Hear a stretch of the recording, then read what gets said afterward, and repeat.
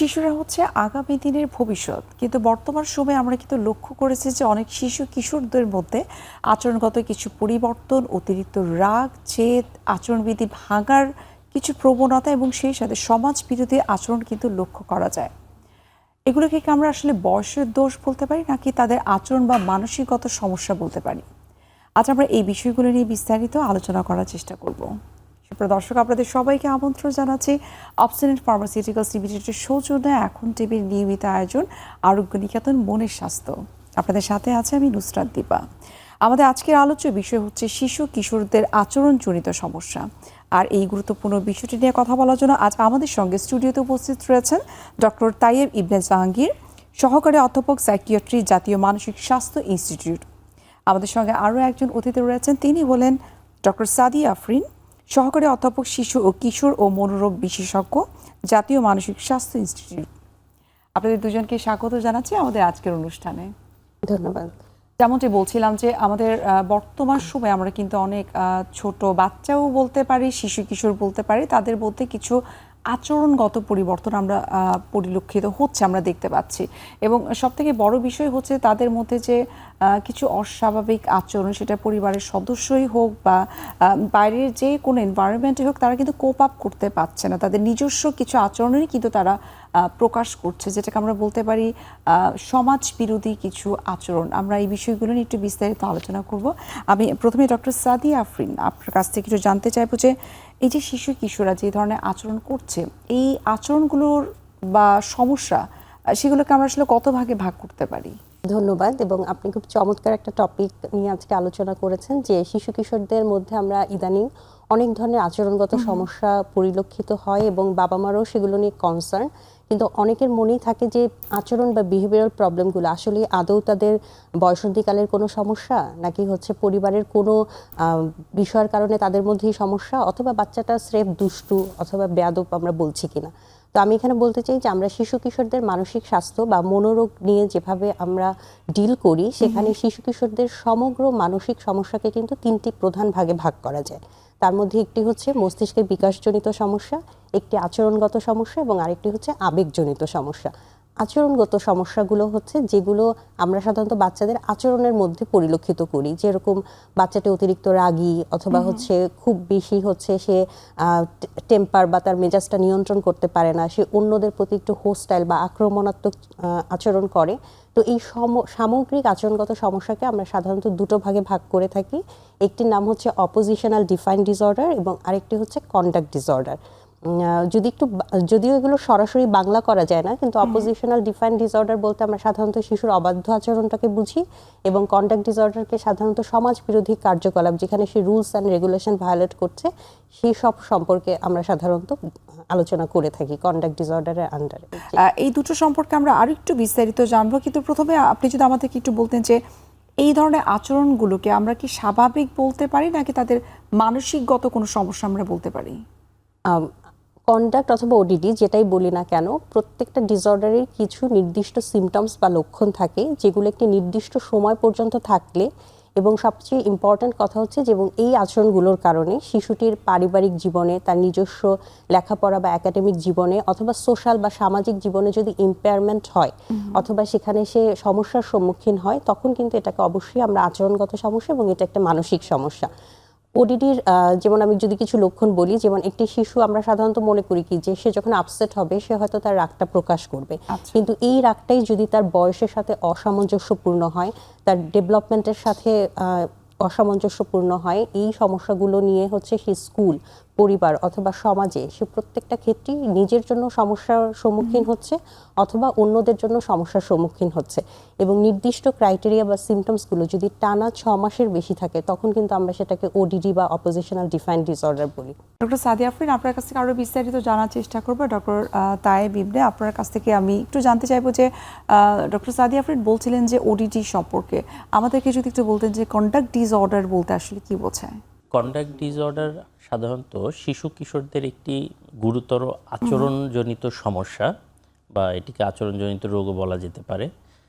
সাধারণত দেখা যায় যে এই সমস্যা যে বাচ্চাদের হয়, তারা কিছুটা সহিংস হয়, অ্যাগ্রেসিভ হয়, এবং দেখা যায় তারা প্রায়ই বিভিন্ন ধরনের সহিংসতা, যেমন মারামারিতে জড়িয়ে পড়ছে, কখনো কখনো বিভিন্ন ধরনের প্রপার্টিজ, সম্পত্তি অনেক কিছু ডিস্ট্রয় করছে বা নষ্ট করছে, এবং সামাজিক যে নিয়মগুলি সেই সামাজিক নিয়মগুলি ভেঙে ফেলছে। হয়তো স্কুল পালিয়ে যাচ্ছে, অথবা বাবা মাকে না জানিয়ে রাতেবেলা বাইরে কোথাও থাকছে। তো এই যে সামাজিক নিয়ম ভাঙার ব্যাপারটা, এটা আসলে কন্ডাক্ট ডিসঅর্ডারের মধ্যে বেশি দেখা যায়। অপোজিশনাল ডিফাইন্ড ডিসঅর্ডার এবং কন্ডাক্ট ডিসঅর্ডার একই টাইপের আচরণজনিত সমস্যা, কিন্তু কন্ডাক্ট ডিসঅর্ডার তুলনামূলক বেশি গুরুতর, কারণ এখানে সেই শিশুটি সহিংস হয়ে যাচ্ছে আচ্ছা। এবং প্রায়ই সে বিভিন্ন জনের সাথে মারামারি, হাতাহাতি, তর্ক বিতর্ক এবং খুবই অ্যাগ্রেসিভ হয়ে যায়। কখনো কখনো চুরিও করে বা প্রতারণা করছে, অন্যদের সাথে চুরি করছে।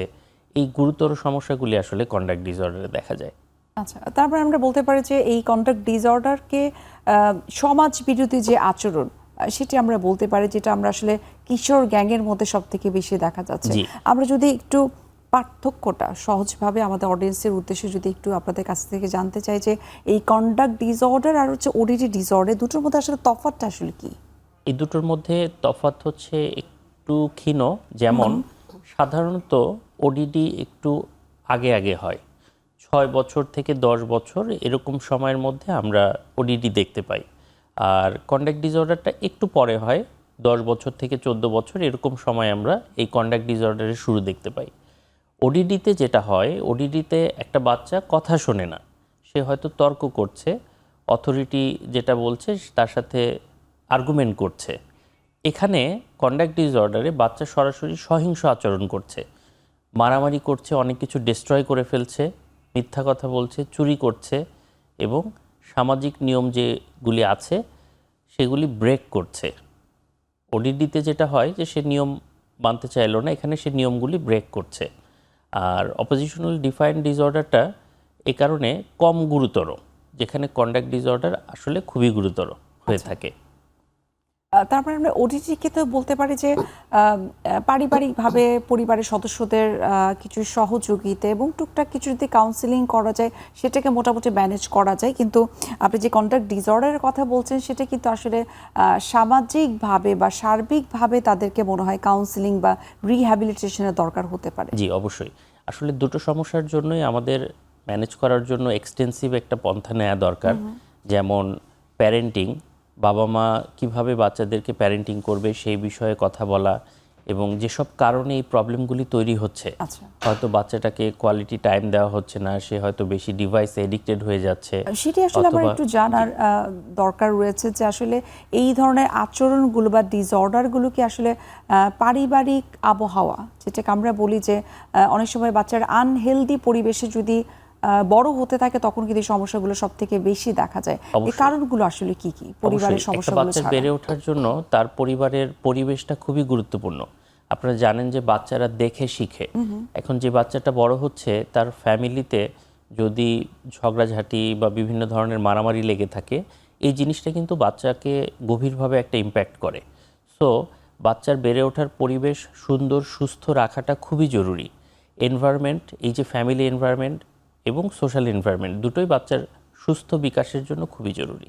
আচ্ছা, আমি ডক্টর সাদিয়া আফরিন আপনার কাছে একটু জানতে চাই, যেমনটি উনি বলছিলেন যে আসলে পারিবারিক আবহাওয়াটা যদি অসুস্থ থাকে বা পরিবারের সদস্যদের মধ্যে অনেক সময় আমরা দেখেছি যে প্যারেন্টসদের সেপারেশন, সেটাও কিন্তু অনেক ক্ষেত্রে প্রভাব ফেলতে পারে। একটু যদি বলতেন যে অনেক সময় দেখা যায় প্রিভিয়াস কোনো ট্রমা বা পরিবারের সদস্যদের কাছ থেকে অবহেলা বা কোনো কারণে সে কোনো সহিংসতার সম্মুখীন হয়েছিল, সেটিও কি আসলে এই ধরনের ওডিডি বা কন্ডাক্ট ডিসঅর্ডারের পেছনে কাজ করতে পারে কিনা? জি, আপনি যথার্থই বলেছেন যে এবং আমার কলিগও যেটা বললেন যে আচরণগত সমস্যাগুলো আসলে পারিবারিক পরিবেশের কারণে অনেকখানি হয়ে থাকে, কিন্তু আমরা যদি অ্যাজ এ হোল চিন্তা করি যে আসলে বাচ্চাদের কেন এই আচরণগত সমস্যাগুলো হয়, তো কোনো একক নির্দিষ্ট কারণ কিন্তু বলা যাবে না যে এই সমস্যাটার কারণেই আসলে তার এই সমস্যাটা হচ্ছে। এখানে আসলে মাল্টি ফ্যাক্টর জড়িত বা অনেকগুলো বিষয় বা প্রভাবক এখানে কাজ করে। তার মধ্যে প্রথমেই আসে হচ্ছে জেনেটিক্স, মানে হচ্ছে বংশগতির একটা প্রভাব। বংশে যদি কারো মানসিক রোগ থেকে থাকে, অথবা সবচেয়ে ইম্পর্ট্যান্ট হচ্ছে বাবা মায়ের যদি কোনো ধরনের কোনো মানসিক রোগ থাকে, সেটার কিন্তু একটা ভালনারেবল করে ফেলে তার চাইল্ডকে, যে পরবর্তীতে তার মধ্যে কোনো মানসিক রোগ ডেভেলপ করার। ঠিক তেমনি আমরা যদি এনভায়রনমেন্টাল ফ্যাক্টর বা পরিবেশের মধ্যে কিছু ফ্যাক্টর দেখে থাকি, তার মধ্যে প্রথমেই চলে আসে আসলে পরিবারের বা পারিবারিক সম্পর্ক, যেখানে প্যারেন্টস এবং প্যারেন্টাল রিলেশনশিপ, অর্থাৎ হচ্ছে একজন প্যারেন্টস বা বাবা মা তার শিশুর সাথে কিভাবে সম্পর্কটা তৈরি করছেন, সেখানে কি তার ওয়ার্মথ বা অ্যাফেকশন আছে কিনা, বাচ্চার যখন প্রয়োজন তখন সেই নিডটা ফুলফিলমেন্ট সে করছেন কিনা, ইনভলভমেন্ট আছে কিনা, অথবা এর বিপরীত চিত্র যদি দেখা যায় যে বাচ্চার প্রয়োজনের প্রতি হচ্ছে তারা পুরোটাই হচ্ছে অমনোযোগী অথবা আনইনভলভমেন্ট, হার্শ বা হোস্টাইল প্যারেন্টিং যদি থাকে, যে খুবই কঠোর অনুশাসনের মধ্যে বেড়ে উঠেছে এবং বাচ্চার যতগুলো আচরণ আছে বা বাচ্চার বেড়ে ওঠার পেছনে তাদের একটা সুপারভিশনের যদি অভাব থাকে, এবং এই অভাবগুলো কেন হয়, যখন পারিবারিক পরিবেশটা আসলে সুস্থ থাকে না। পারিবারিক পরিবেশটা সুস্থ বা অসুস্থ আমরা কিভাবে নির্ধারণ করতে পারি, যেমন বাবা মার মধ্যে দাম্পত্য কলহ বা পারিবারিক কলহ, তাদের নিজেদের মধ্যে যদি রিলেশনশিপটা ভালো না থাকে এবং সেই ডোমেস্টিক ভায়োলেন্সটা যদি বাচ্চাটা দেখে, তখন কিন্তু অনেক সময় অবজারভেশনাল লার্নিংও হয়ে যায় যে আমার রাগটা আমি এভাবে প্রকাশ করব, অন্যকে ফিজিক্যালি অ্যাবিউজ করে। এমনকি বাচ্চা নিজে যদি অ্যাবিউজের শিকার হয়, সেটা ফিজিক্যাল হতে পারে, সেক্সুয়াল হতে পারে বা ইমোশনাল অ্যাবিউজ হতে পারে। অনেক সময় দেখা যায় যে পরিবারের সদস্যদের মধ্যে কোনো ধরনের রুলস বা রেগুলেশন নির্দিষ্ট না থাকে না, যেমন কে কখন বাইরে বের হচ্ছে, কখন বাসায় ফিরছে, বা তাদের পারিবারিক কোনো নিয়ম কানুন ঠিকঠাকভাবে চলছে না, তখনও কিন্তু বাচ্চার মধ্যে এই ধরনের আচরণগত সমস্যা দেখা দিতে পারে। তারপরে আরেকটা জিনিস আমি বলবো যে বাবা মার মধ্যে আমি যে কোনো মানসিক সমস্যার কথা যেরকম বলেছি, ঠিক তেমনি বাবা মার কেউ যদি মাদকাসক্ত থেকে থাকেন অথবা তাদের মধ্যে কোনো ক্রিমিনাল অ্যাটিটিউড থেকে থাকে, সেটাও কিন্তু বাচ্চার মধ্যে বোথ জেনেটিক্স এবং এনভায়রনমেন্টাল ফ্যাক্টর হিসেবে আসতে পারে। অনেক সময় বাচ্চাটার নিজস্ব কিছু, যেমন আমরা অনেক সময় বলি যে একটা বাচ্চা ছোটবেলা থেকেই যদি একটু জেদি প্রকৃতির হয়, ডিফিকাল্ট টেম্পারামেন্ট নামে আমরা একটা শব্দ ইউজ করি, যে সে কোনো পরিবেশের সাথে খাপ খাইয়ে নিতে পারছে না, সে খুব স্ট্রেসে পড়লে খুব হোস্টাইল আচরণ করছে, তখনও কিন্তু সে ভালনারেবল থাকে আচরণগত সমস্যায় ভোগার জন্য। আবার পারিবারিক আবহ থেকে বের হয়ে আমরা যদি একটু ওয়াইডার কমিউনিটিতে চিন্তা করি, যে তার লিভিং স্পেসটা কোথায়, সে যদি ওভার ক্রাউডেড কোনো জায়গায় থাকে, যেখানে হচ্ছে আমরা সাধারণত আমাদের স্লাম এরিয়া বা বস্তি এরিয়াতে যেখানে দেখি যে আশেপাশে সবার মধ্যে নৈতিকতা বা আত্মবিশ্বাস অথবা তার একটা প্রবলেম সলভিং যেভাবে তারা করে, সেগুলোর যদি ক্রাইটেরিয়া এরকম থাকে যে তারা খুব সহজেই মিথ্যা কথা বলে বা চুরি করে, কারো কাছ থেকে কিছু ছিনিয়ে নেওয়া, এটা অহরহ ঘটছে, যখন আশেপাশে এরকম পরিবেশটা দেখে, সেই পরিবেশটাও কিন্তু বাচ্চার উপরে এটা করে। আবার হচ্ছে স্কুল ফ্যাক্টর, যেমন স্কুলে যদি সে একটু পুয়ার অ্যাচিভমেন্ট হয়, যেমন তার ক্লাসরুম পারফরমেন্স ভালো থাকলো না, অথবা তার সাথে পিয়ার গ্রুপ বা বন্ধুদের রিলেশনশিপটা এমন হলো যে সে রিজেক্টেড ফিল করছে, তখনও কিন্তু তার মধ্যে আচরণগত সমস্যাগুলো আসতে পারে। সুতরাং একক কারণ না বলে আমরা বলতে পারি যে এরকম মাল্টিপল ফ্যাক্টরের কারণে আসলে আচরণগত সমস্যাগুলো হতে পারে। অর্থাৎ নির্দিষ্ট একটা কারণকে আমরা দায়ী করতে পারি না, সার্বিকভাবেই দেখা যায় যে শিশু কিশোরদের মধ্যে এই ধরনের আচরণ দেখা যাবে। আমরা এই বিষয়গুলো নিয়ে আরেকটু বিস্তারিত আলোচনা করার চেষ্টা করব। একটা বিরতির সময় হয়ে গেছে, আমরা বিরতি নিচ্ছি।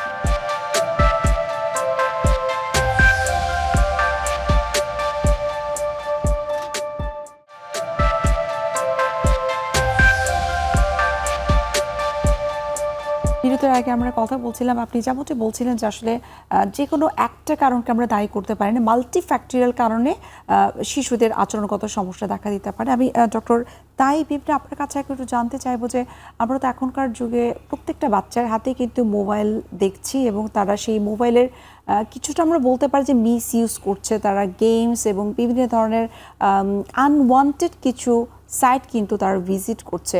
এটাকে কি আমরা কিছুটা দায়ী করতে পারি? হ্যাঁ, অবশ্যই এটা দায়ী। এবং শুধু তাই না, এখনকার সময় যেটা দেখা যায়, মোবাইল যেহেতু আমাদের জীবনের একটা অবিচ্ছেদ্য অংশ, মোবাইল, ইন্টারনেট, ডিজিটাল ডিভাইস এগুলো ছাড়া আমরা চলতে পারি না এবং প্রত্যেকটি বাসায় এই জিনিসগুলো আছে। দেখা যায় যে বাচ্চারা একেবারেই ছোটোবেলা থেকে এই জিনিসগুলি নিয়ে বেড়ে ওঠে। যেমন একটি ছোট বাচ্চা, তার বয়স হয়তো 9 মাস বা 1 বছর অথবা 1.5 বছর, এখন বাচ্চাকে খাওয়ানোর জন্য আমরা অনেক সময় মোবাইল ব্যবহার করছি।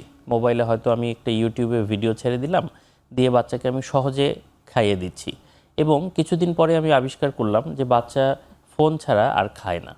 আমি তখন তাকে বারবার ফোন দিয়েই তাকে আমার খাওয়াতে হচ্ছে এবং খুব ছোট বয়স থেকেই তার মোবাইলের প্রতি একটা এডিকশন তৈরি হচ্ছে। একইভাবে যখন বাচ্চাটা আরেকটু বড় হলো, আরেকটু বড় হওয়ার পরে বাচ্চার যে মাঝখানে ফ্রি টাইম, যে সময় বাচ্চা কি করবে বুঝতে পারে না, আমরা যেহেতু সময় দিতে পারছি না, আমরা তাকে ডিজিটাল ডিভাইস বা মোবাইলটা দিয়ে বসিয়ে দিচ্ছি যে তুমি ফোন দেখতে থাকো, আমরা কাজ করতে থাকি। আরেকটি অ্যাসপেক্ট হচ্ছে এখন দেখা যায় বাবা মা ওয়ার্কিং থাকে, বাবা মা দুজনই হয়তো কাজ করে অথবা বাইরে থাকছে, সেক্ষেত্রেও একটা লম্বা সময় বাচ্চারা ডিজিটাল স্ক্রিনে থাকে।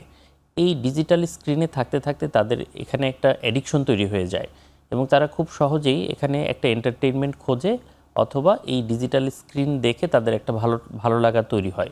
ফলে এখান থেকে সে বের হতে পারে না এবং যখন এই ডিভাইসগুলো আমরা রেস্ট্রিক্টেড করতে যাই বা লিমিটেড করতে যাই তখন কিন্তু তাদের আচরণগত সমস্যা তৈরি হয়। আমাদের কাছে বাবা মারা আসেন, বাবা মারা এসে একটা কমপ্লেইন করেন যে বাচ্চাকে এখন যখন স্কুলে দিয়েছি বা পড়াশোনা করানোর চেষ্টা করছি, সে পড়ছে না, পড়াশোনার প্রতি অমনোযোগী, কোনো স্বাভাবিক কাজকর্ম করে না এবং মোবাইল নিলেই সে ক্ষেপে যাচ্ছে, রেগে যাচ্ছে, তাকে মোবাইল দিয়ে দিতে হয়। এভাবে কিন্তু এডিকশনগুলো তৈরি হচ্ছে, মোবাইলের স্ক্রিনের এডিকশনগুলো তৈরি হচ্ছে এবং একেবারে ছোটোবেলা থেকে এই ছোট ছোট ধাপে আমরা আসলে ডিজিটাল স্ক্রিন বা মোবাইল থেকে আচরণগত সমস্যা বা মানসিক সমস্যার দিকে এগিয়ে যাচ্ছি। আচ্ছা, যেহেতু আমরা বললাম যে আজকালকার যুগে তো আসলে মোবাইল ছাড়া তো অনেক সময় দেখা যায় হয় না, বাচ্চাদেরকে দিতে হয়। এই ক্ষেত্রে আপনি যেমনটি বলছিলেন যে তারা মোবাইল গেমস আর বিভিন্ন সাইটগুলো তারা ভিজিট করছে এবং অতিরিক্ত স্ক্রিন টাইমের জন্য তারা দেখা যায় এডিকশনটা তাদের মধ্যে চলে আসে।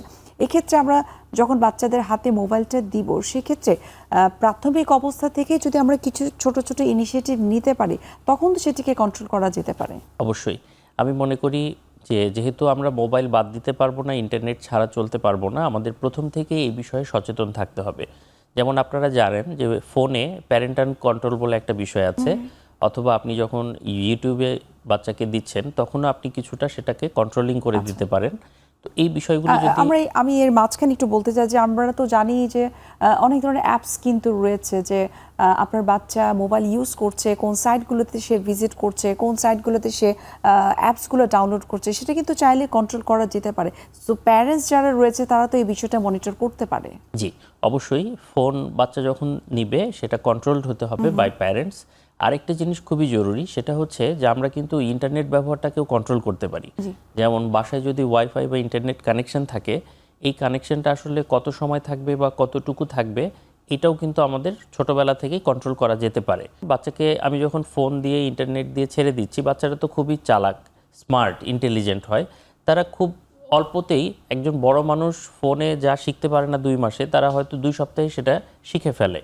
এই জন্য এটা সুপারভাইজড হতে হবে, কন্ট্রোলড হতে হবে এবং প্রথম থেকেই সচেতন থাকতে হবে টাইমিংয়ের ব্যাপারে, যে আমি কতটুকু সময় তাকে ফোনটা ইউজ করতে দিচ্ছি এবং কখনোই তাকে এই ফিল হতে দেওয়া যাবে না যে এই টাইমটা আনলিমিটেড বা আমি যে কোনো সময় যখন খুশি তখনই ফোন বা মোবাইল ব্যবহার করতে পারি বা নিতে পারি, দেখতে পারি। ডক্টর সায়েদ আরফিন, আপনার কাছে একটু জানবো, যেমনটি ডক্টর তাইব ইবনে বলছিলেন যে screening time is very important এবং এক্ষেত্রে শুরু থেকে যদি অভিভাবক একটু মনিটরিংটা করতে পারেন তাহলে হয়তো এটাকে আমরা প্রিভেন্ট করতে পারবো, তাদের আচরণগত যে সমস্যাগুলো। একটু যদি আমাদেরকে বলতেন যে অভিভাবকরা যদি শুরু থেকে এই স্ক্রিনিং টাইমটাকে ফিক্স করে থাকে এবং তারপরও যদি দেখে যে না বাচ্চার এডিকশনটা অনেক বেশি চলে আসছে, কতদিন পর্যন্ত তারা আসলে মনিটর করবে এবং কী কী ধরনের বিহেভিয়ারাল চেঞ্জেস আসলে তখন আসলে প্যারেন্টসদের উচিত যে সাইকিয়াট্রিক বা মনোরোগ বিশেষজ্ঞ যারা রয়েছে তাদের পরামর্শ নেওয়া?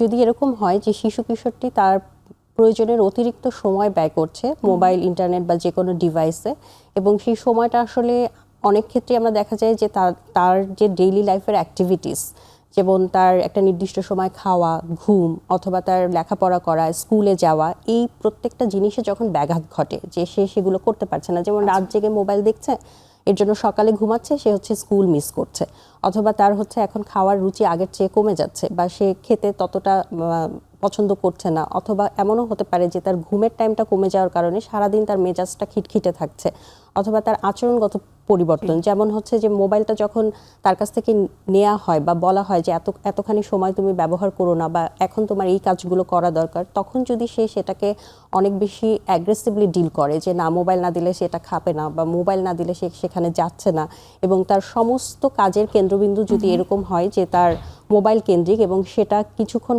পর পর না দিলে অথবা সে ব্যবহার করতে না পারলে তার আচরণগত এবং হচ্ছে তার ইমোশনাল কিছু পরিবর্তনও যদি হয়ে থাকে, এবং যেটা বললাম যে স্কুল বা হচ্ছে তার পারিবারিক জীবনের যে ডেইলি লাইফের অ্যাক্টিভিটিস সেগুলো যদি ব্যাঘাত ঘটে, তখন অবশ্যই একজন অভিভাবকের উচিত এটা সন্দেহ করা যে অবশ্যই সেই ছেলেটি বা মেয়েটির ডিভাইস অ্যাডিকশন বা মোবাইল অ্যাডিকশন এই ধরনের প্রবলেমটা তৈরি হচ্ছে, এবং সেটার পেছনে অনেক ধরনের কারণ থাকতে পারে।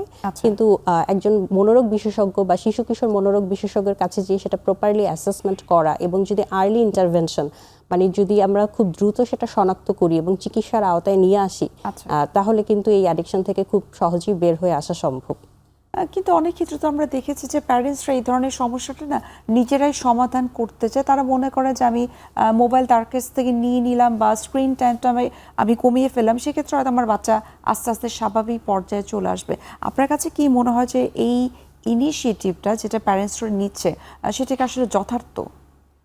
হ্যাঁ, কিছু ক্ষেত্রে তো আমরাও এটা সাজেস্ট করি যে তার মোবাইল অ্যাডিকশনটা আমরা কখন বলি, যখন দীর্ঘ সময় সে ব্যবহার করছে, সুতরাং সেটাকে কাট ডাউন করে একটা নির্দিষ্ট হেলদি টাইম নির্দিষ্ট করা, অথবা হচ্ছে তার কাছ থেকে যখন নিয়ে যাচ্ছে তখনই তো প্যারেন্টসরা আসলে সমস্যার সম্মুখীন হচ্ছে যে বাবা মার কথা শুনতে চাচ্ছে না, অথবা একটা অ্যাগ্রেসিভ বা আক্রমণাত্মক আচরণ করছে, অথবা সে এমনও হতে পারে যে এই জায়গাটা আমরা দেখেছি যে যখন তার কাছ থেকে মোবাইলটা নিয়ে নেওয়া হচ্ছে বা স্ক্রিন টাইমটা কমিয়ে দেওয়া হচ্ছে, তখনই কিন্তু তার মধ্যে আক্রমণাত্মক কিছু আচরণ আমরা চলে আসে। জি, তো তখন আসলে সাহায্য সিক করা বা হেল্প সিকিং বিহেভিয়ারটা আমরা প্যারেন্টসদের মধ্যে দেখি যে আমরা এখন পারছি না, তো তখন তাকে কিভাবে। এবং আমি যেটা বললাম যে অনেকগুলো আসলে কারণে মোবাইল অ্যাডিকশন হতে পারে, শুধুমাত্র যে তার ভালো লাগছে অথবা সে হচ্ছে একটা গেমসের প্রতি আসক্ত হয়ে যাচ্ছে, শুধু এই কারণেই না, বাচ্চাটার আরও অনেক কিছু অ্যাসেস করার দরকার আছে। তার ইন্টেলিজেন্স লেভেল, তার পিয়ার গ্রুপ বা অন্যদের সাথে তার রিলেশনশিপটা কেমন,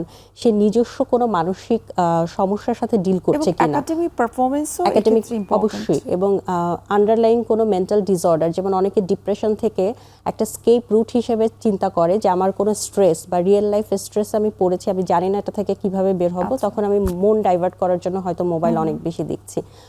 এমনও হতে পারে যে পিয়ার গ্রুপ ইনফ্লুয়েন্সটাও কিন্তু এখানে কাজ করে, যে আমার ফ্রেন্ডসদের সবার হাতে হাতে মোবাইল আছে, তারা এত এত জিনিস করছে, আমি কেন করতে পারবো না।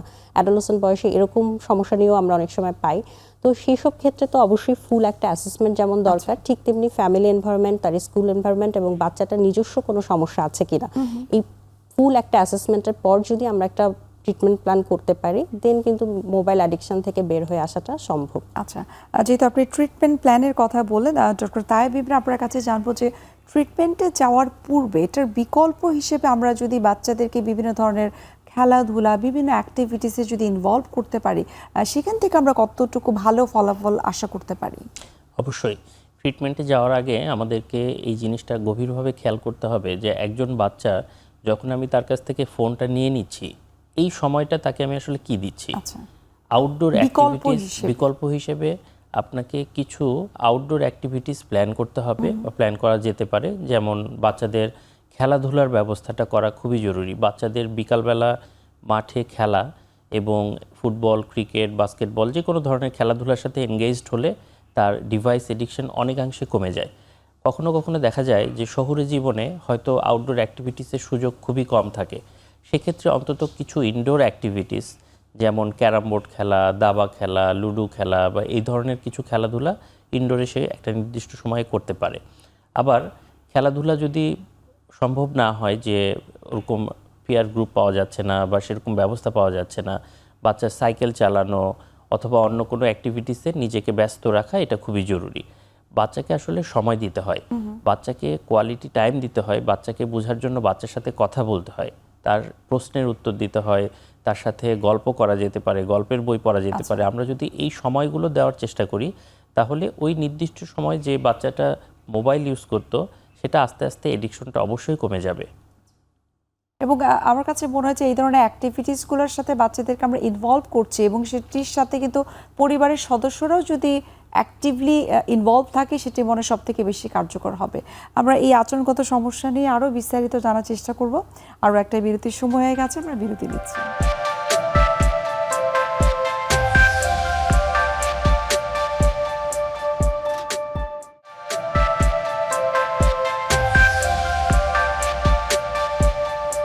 বিরতির আগে আমরা কথা বলছিলাম, যেমনটি ডক্টর তায়েব ইবনে আপনি বলছিলেন যে বাচ্চাদেরকে বিকল্প হিসেবে যখন আমরা মোবাইলটা তার কাছ থেকে নিয়ে নিচ্ছি, স্ক্রিন টাইমটা কমিয়ে ফেলছে, আপনি বলছিলেন বিভিন্ন ধরনের অ্যাক্টিভিটিসে ইনভলভ থাকাটা, বিশেষ করে উইথ ফ্যামিলি মেম্বার্স।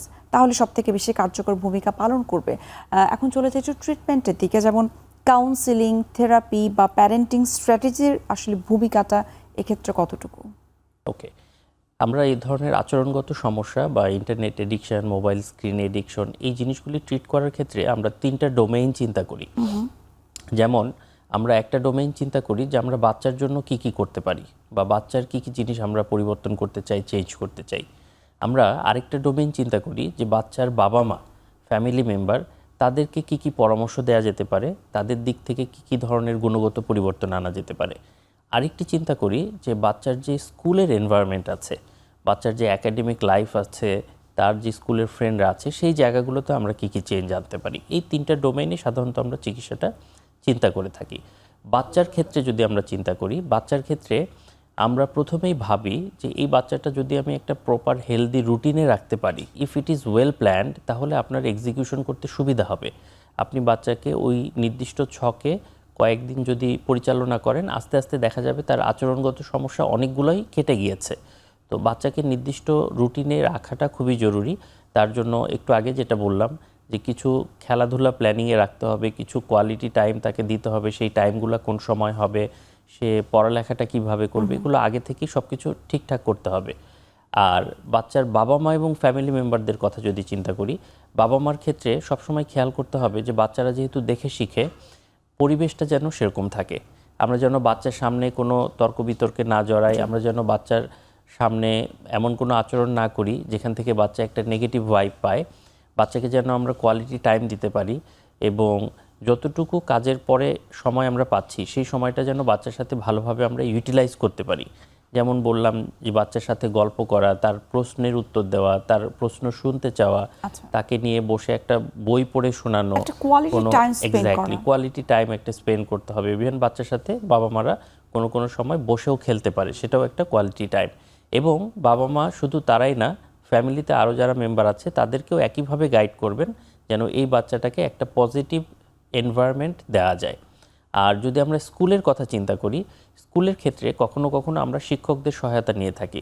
আমরা শিক্ষকদের নোটিফাই করে থাকি যে আমার বাচ্চার অথবা এই বাচ্চাটির কিছু অসুবিধা হচ্ছে, আপনারা এই বাচ্চাটাকে এভাবে চিন্তা করবেন, সে যেন বুলিড না হয়, অন্যদের দ্বারা আক্রান্ত না হয়, নেগেটিভ কথার শিকার না হয়, পানিশমেন্ট যেন না পায়, বরং তাকে পজিটিভলি আমরা যেন মোটিভেট করে তাকে যেন বাহবা দিয়ে এগিয়ে নিয়ে যেতে পারি, পড়াশোনায় হেল্প করতে পারি, ভালো আচরণগুলোকে উদ্বুদ্ধ করতে পারি। সেই জন্য আমরা স্কুলের বা শিক্ষকদের হেল্পও নিয়ে থাকি।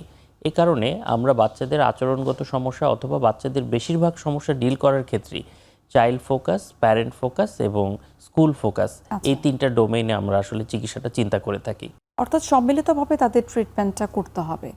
ডক্টর সাদিয়া আফরিন, আপনার কাছে একটু জানতে চাইবো যে যেমনটি ডক্টর তাইব ইবনে বলছিলেন যে আসলে স্কুলের হেল্প নেওয়াটা এক্ষেত্রে অনেক বেশি গুরুত্বপূর্ণ। অনেক ক্ষেত্রে দেখা যায় যে পরিবার থেকে সহযোগিতা বাচ্চাটি পাচ্ছে, স্কুলে ইনফর্ম করা হলো, টুকটাক কিছু তার কাউন্সিলিং চলছে, তারপরও কিন্তু বাচ্চারা আচরণে খুব একটা পরিবর্তন হচ্ছে না, তখন কি আপনারা রিহ্যাবিলিটেশন সেন্টার বা এই ধরনের বিকল্প কোনো কিছুর কথা চিন্তা করেন কিনা? ট্রিটমেন্ট প্ল্যান যেভাবে বিশদভাবে আলোচনা করা হলো, আমার মনে হয় যে বাচ্চাদের এই যে আচরণগত সমস্যা বা অ্যাডিকশন যেটাই বলি না কেন, এটার যতগুলো প্ল্যান বলা হয়েছে এগুলো কিন্তু মেইনলি সাইকোলজিক্যাল, মানে আমরা ফার্মাকোলজিক্যাল বা ওষুধে কিন্তু কম যাচ্ছি। তার মানে হচ্ছে আমরা সাইকোলজিক্যালি বাচ্চা, তার পরিবার এবং তার স্কুল একটা সম্মিলিত প্রচেষ্টার মাধ্যমে যখন আমরা এই বিহেভিয়ারগুলো ঠিক করার চেষ্টা করি এবং একটা নির্দিষ্ট সময় পর যদি সেরকম সিগনিফিক্যান্ট কোনো ইমপ্রুভমেন্ট না আসে, তখন কিছু ক্ষেত্রে কিন্তু আমরা বাচ্চাটার এই আচরণগত সমস্যার পাশাপাশি তার অন্যান্য কোনো মানসিক সমস্যা আছে কিনা সেটা অ্যাসেস করা জরুরি হয়। যেমন কারো মধ্যে অতিরিক্ত চঞ্চলতা থাকতে পারে বা অমনোযোগিতা, কারো মধ্যে হয়তো বুদ্ধিমত্তার একটু কম থাকতে পারে, লো আইকিউ আমরা যেটা বলি, কারো মধ্যে এরকম থাকতে পারে যে সে তার পরিবারের কোনো একটা নির্দিষ্ট সমস্যার বহিঃপ্রকাশ হচ্ছে তার এই সমস্যাটা। তো আইডেন্টিফাই দ্য স্পেসিফিক প্রবলেম যখন আমরা করতে পারি, তখন সেই নির্দিষ্ট জায়গায় যদি আমরা ইন্টারভেন করতে পারি তাহলে ম্যাক্সিমাম ভালো হয়ে যায় বা আমরা একটা ভালো আউটকাম আশা করি। যদি কোমরবিড বা সহ অসুস্থতা থাকে সেটার জন্য যদি আমাদের কিছু মেডিকেশন প্রয়োজন হয় বা অ্যাগ্রেসিভনেসটা এত বেশি যে তখন আমরা সেটাকে একটু লোয়ার ডাউন করার জন্য যখন আমরা নির্দিষ্ট মাত্রায় একটা ওষুধ ইউজ করি, তখন কিন্তু এটার সাথে মানে সাইকোলজিক্যাল বা বিহেভিয়ার থেরাপির সাথে যখন ফার্মাকোলজিক্যাল আমরা কম্বিনেশন করি তখন একটা ভালো আউটকাম আসতে পারে। লাস্টলি যখন অনেক কিছু আমরা চেষ্টা করেও পারছি না, আপনার যে প্রশ্নটা ছিল যে রিহ্যাবিলিটেশন, আসলে আচরণগত সমস্যা বা অ্যাডিকশনের ক্ষেত্রে আমরা রিহ্যাবিলিটেশন একদমই আমরা লাস্ট পর্যন্ত নিয়ে যাই, যে যখন তার এই আসক্তির সাথে অন্যান্য আরও মারাত্মক কোনো সমস্যা থাকবে এবং যেটা তার পারিবারিক সামাজিক জীবনে প্রচণ্ড ব্যাঘাতের সৃষ্টি করেছে, মানে সিভিয়ার ইম্পেয়ারমেন্ট, তখন হয়তো আমরা বাচ্চাদেরকে বলি যে ভর্তি করা। এবং রিহ্যাবিলিটেশন কথাটা কিন্তু আমরা একটু ব্রড সেন্সে ইউজ করতে পারি, যেমন রিহ্যাবিলিটেশন মানেই হচ্ছে যে সেই বাচ্চাটা যে সমস্যায় পড়ছে সেটা থেকে তাকে উন্নতির দিকে নিয়ে যাওয়া এবং তাকে একটা নিয়ার নর্মাল লাইফ বা একটা স্বাভাবিক জীবনে নিয়ে আসা। সেটা কিন্তু ফ্যামিলির মধ্যে থেকে যেরকম সম্ভব ঠিক তেমনি হসপিটাল অ্যাডমিশনের মাধ্যমেও সম্ভব। আর একটা কথা হচ্ছে যে আমরা জুভেনাইল ডেলিনকুয়েন্সি বলে একটা টার্ম আছে, যেমন আমরা যেহেতু কন্ডাক্ট নিয়ে আলোচনা করছি, এখানে অনেক সমাজ বিরোধী অথবা রুলস রেগুলেশন ভায়োলেশনের ব্যাপারগুলো চলে আসে, বা অন্যকে আঘাত করা বা নিজেকে যেমন সে স্কুল থেকে পালিয়ে যাচ্ছে বা বাবা মার পারমিশন ছাড়া সে বাইরে রাত কাটাচ্ছে, তখন অনেক সময় ফ্যামিলি সুপারভিশনে আসলে কাজ হচ্ছে না বা বাচ্চাটাকে সে রেগুলেট করতে পারছে না, তখন আমরা অ্যাডমিশন বা রিহ্যাবিলিটেশনের একটা উপায় হয়তো আমরা বলতে পারি। বাট সেখানেও কিন্তু শুধুমাত্র বাচ্চা নিয়ে আমরা কাজ করি না, সেখানে ফ্যামিলি থেরাপি বা পুরো পরিবারকে ইনভলভ করা হয়, তাদেরকেও একটা সাইকোলজিক্যাল কাউন্সিলিং এর মধ্যে নিয়ে আসা হয় এবং সাথে সাথে বাচ্চার বিহেভিয়ার থেরাপিগুলো চলতে থাকে। তো এভাবেই আসলে সমন্বিত প্রক্রিয়ার মাধ্যমে আমরা বাচ্চাকে হেল্প করতে পারি। আচ্ছা, যেহেতু আমরা রিহ্যাবিলিটেশন সেন্টার নিয়ে আমরা কথা বলছিলাম যে কখন নেওয়া যেতে পারে, এবং সেই সাথে একটু জানার চেষ্টা করবো যে কোন বয়সী বাচ্চাদেরকে বেসিক্যালি আপনারা রিহ্যাবিলিটেশন সেন্টারের আওতায় আপনারা আনার চেষ্টা করেন, সেটা বিস্তারিত জানবো। আরও একটা বিরতির সময় হয়ে গেছে, আমরা বিরতি নিচ্ছি।